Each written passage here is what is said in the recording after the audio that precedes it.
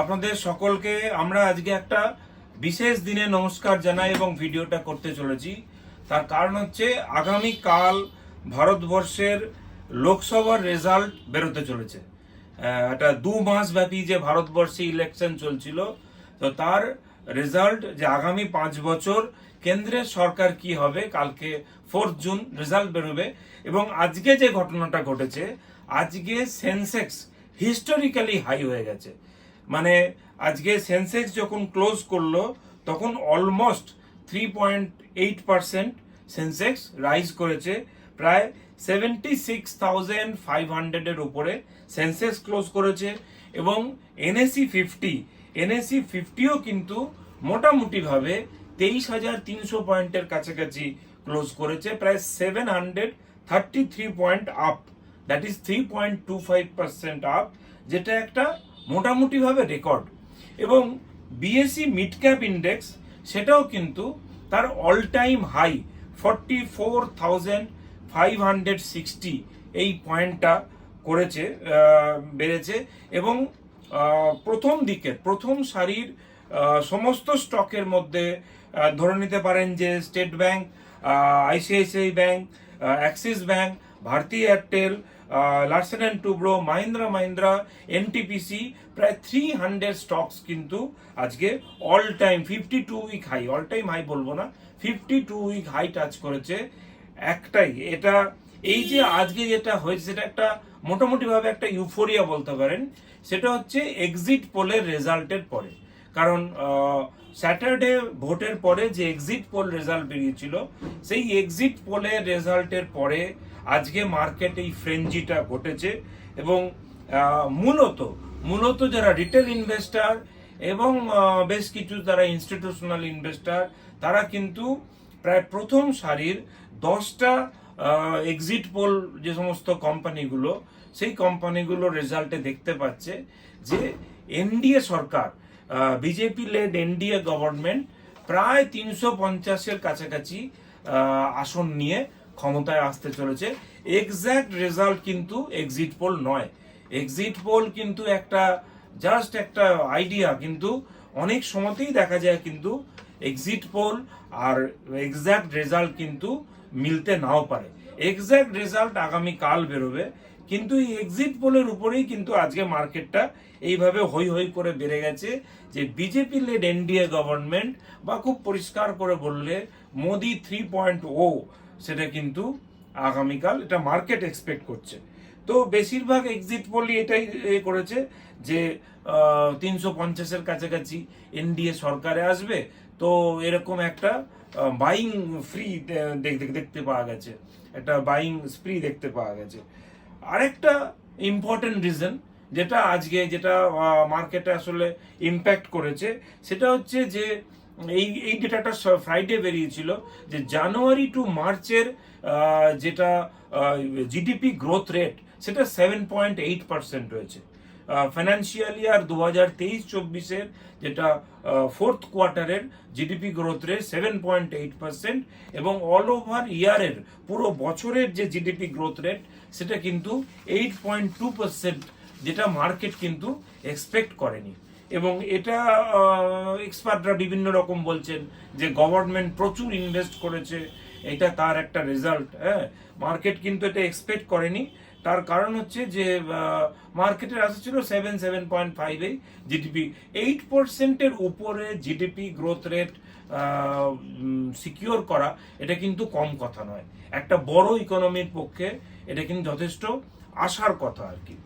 এবং আরো একটা ডেটা দেখা গেছে, সেটা হচ্ছে যে ফিসক্যাল ডেফিসিট, যেটা হচ্ছে যে ফিসক্যাল ডেফিসিটটা গতবারের বাজেটে যেটা ইন্ডিয়া গভর্নমেন্ট ফিক্স করেছিল যে জিডিপির প্রায় 5.8% ফিসক্যাল ডেফিসিট হবে, সেটা কিন্তু অনেকটা কম হয়েছে। 5.63% ফিসক্যাল ডেফিসিট আমাদের দেশের যে সংস্থা কন্ট্রোলার অফ জেনারেল অ্যাকাউন্টস, তারা আমাদের ফিসক্যাল ডেফিসিট কিন্তু এর মধ্যে নিয়ন্ত্রিত আছে। তো আমাদের মতো ফাস্ট গ্রোয়িং যে কোনো দেশের পক্ষে ফিসক্যাল ডেফিসিট নিয়ন্ত্রণে রাখা, এটা কিন্তু একটা positive impact for macro economic view. দেশের অর্থনীতির ক্ষেত্রে এটা কিন্তু একটা পজিটিভ ব্যাপার।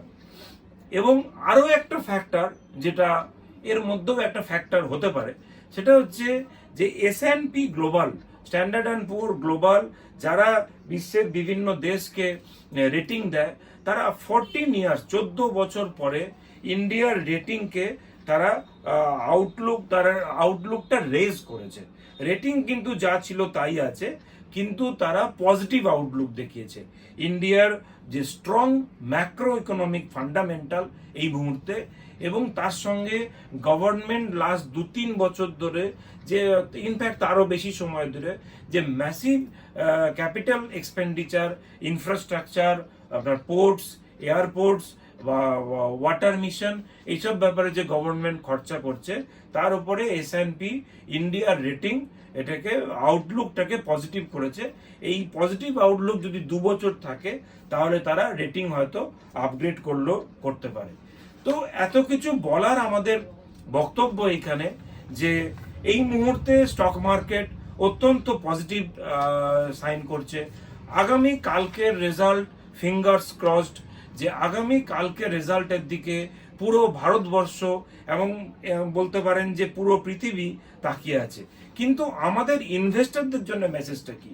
আমাদের ইনভেস্টরদের জন্য আমরা বলতে চাই যে হারবার্ট স্পেন্সার একটা সময় বলেছিলেন, এই ক্যাপিটাল মার্কেটের ক্ষেত্রেও বলেছিলেন, যে সার্ভাইভাল অফ দি ফিটেস্ট।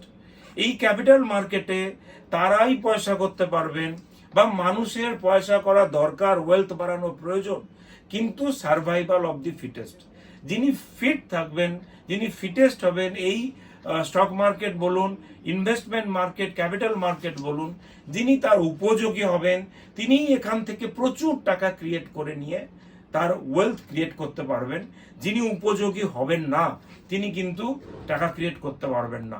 যদি মার্কেটে একটা ইউফোরিয়া দেখা যায়, এবং তার মধ্যে যদি কোনো ইনভেস্টর গ্রিডি হন, লোভী বেশি হন, তিনি যদি খুব রিস্কি ইনভেস্টমেন্ট করে ফেলেন, তাহলে তার কিন্তু পতন অনিবার্য। ওই জন্যে আমরা যেটা বারবার বলি, যে সেটা হচ্ছে অ্যাসেট অ্যালোকেশন করাটা জরুরি। মার্কেট যতই দৌড়ে বাড়তে থাকুক, আপনার অ্যাসেটের একটা অংশ কিন্তু সিকিউর জায়গায় থাকবে, আর আরেকটা অংশ কিন্তু এই ক্যাপিটাল মার্কেট বা স্টক মার্কেট বা SIP এইসব জায়গাতে কিন্তু খাটাতে হবে। যদি অ্যাসেট অ্যালোকেশনটা মোটের উপর ঠিকঠাক থাকে, তাহলে কিন্তু, যেটা আমরা আগের ভিডিওটা করেছিলাম, তাহলে স্টক মার্কেট আগামীকাল কি হবে এ নিয়ে দুশ্চিন্তা তো থাকবেই, কিন্তু খুব বড় কোনো দুশ্চিন্তার কিন্তু প্রয়োজন নেই। অ্যাসেট অ্যালোকেশন বারবার দরকার।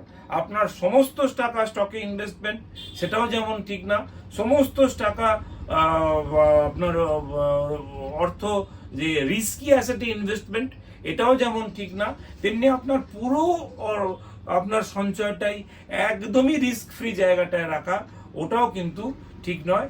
ওটা মানে ওই জন্য প্রপার অ্যাসেট অ্যালোকেশন এটা জরুরি আছে। তো আমরা ওয়ারেন বাফের একটা উক্তি বলে আপনাদেরকে এই ভিডিওটা শেষ করছি।